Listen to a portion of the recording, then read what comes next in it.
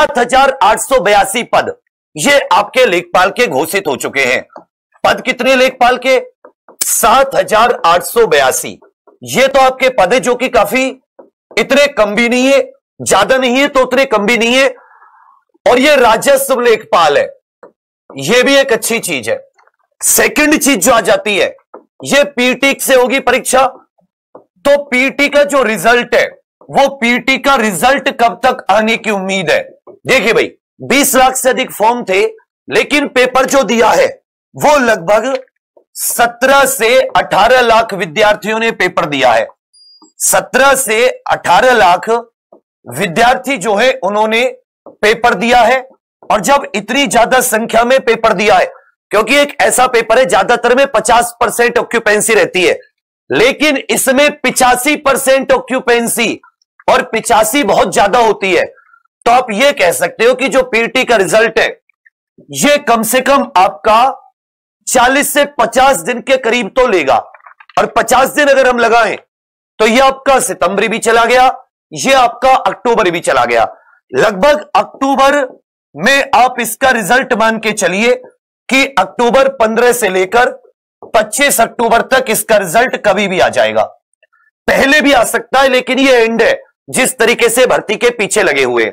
उसके बाद में क्या होगा कि जो लेखपाल के पेपर में आपको कम से कम 25 से 30 दिन दोबारा फॉर्म भरने के लिए दिए जाएंगे, क्योंकि ऐसा है कि दोबारा फॉर्म निकलेंगे कि जिनका भाई पीटी क्लियर हुआ है वो लोग इसका दोबारा फॉर्म भरेंगे, लेखपाल का एक और बार।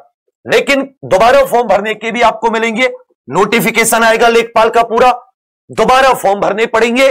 और तब जाके ये उम्मीद की जा रही है कि इन्होंने जो एक टेंटेटिव डेट दी थी, जो इनका कैलेंडर था, तो यूपी ट्रिपल एससी के कैलेंडर के हिसाब से, यूपी ट्रिपल एससी के कैलेंडर के हिसाब से इनका नवंबर निर्धारित है।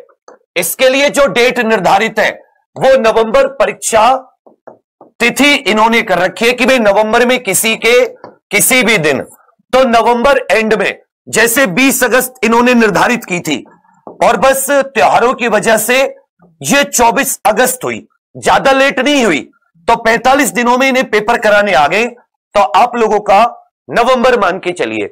हमारे पास मेहनत करने के लिए सितंबर है, मेहनत करने के लिए हमारे पास अक्टूबर है, और रिवीजन के लिए हमारे पास नवंबर है। ठीक है भाई, रिवीजन के लिए अगर हमने इसमें अपनी तैयारी को मजबूत कर दिया तो लेखपाल हमारा फाइनल कोई नहीं रोक सकता। नॉर्मल, जैसे अगर पैट के बारे में, क्योंकि पैट पहली बार यूपी ट्रिपल एससी ने कराया तो उतना कठिन पेपर नहीं दिया। दोनों शिफ्ट में आप किसी का भी देखोगे तो ज्यादा कठिन पेपर नहीं था, मतलब नॉर्मल 70-75 सब लोग स्कोर कर सकते थे जिसने भी तैयारी की है। अब जब 17-18 लाख बच्चों ने पेपर दिया है तो उम्मीद तो आप इतनी कर ही सकते हो कि कम से कम कुछ भी नहीं तो लगभग ऐसा मान के चलिए कि वो लोग 1.5 से 2 लाख लोगों को तो बुलाएं। 1.5 से 2 लाख, इतने लोग शायद एलिजिबल होंगे कम से कम, और इनमें से आपको 7,882 में रहना है, वो भी दुनिया भर का जो जितना भी स्टूडेंट है, जो भी बहुत अच्छा पढ़ा लिखा स्टूडेंट है जिसने तैयारी की है, 17-18 में से वो स्टूडेंट है ये।